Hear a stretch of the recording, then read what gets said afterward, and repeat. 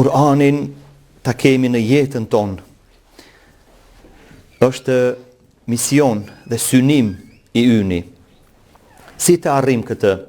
Arrihet duke e dëgjuar nga zërat e bukur të lexuesve të shumt, kur e hapim rrjetet sociale dhe i shikojmë leximet e Kur'anit Kerimit, shohim aty se aty ka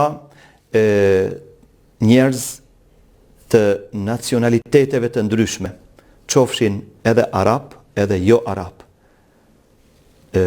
shqiptar, bosnjak, turq, kurd, të lindjes, të perëndimit, ata atje në Malezi, në Indonezi, kur kam qenë në garat e Kur'anit.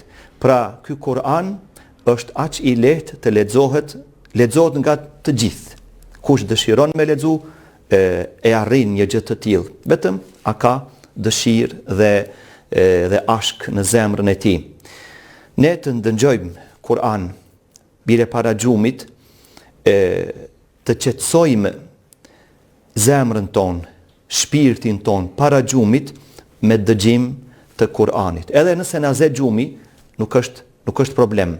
Edhe ditën bashkëshortet, nënat, bijat, motrat tona, duke përgatitur iftarin dhe syfyrin, le të dëgjojnë leximin e Kur'anit në shtëpi.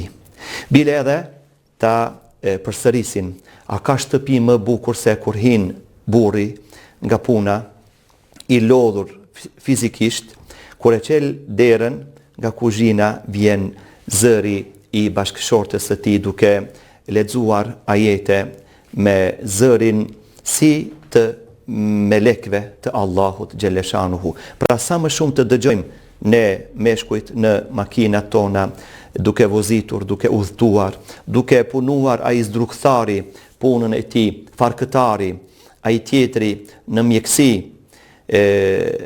në një natë para disa netve pas teravis, sikur që jemi mësu nga veturat me kumbu zëri i lartë i muzikës, jehon të zëri i Kur'anit nga një makinë e cila më ka bërë shumë të lumtur.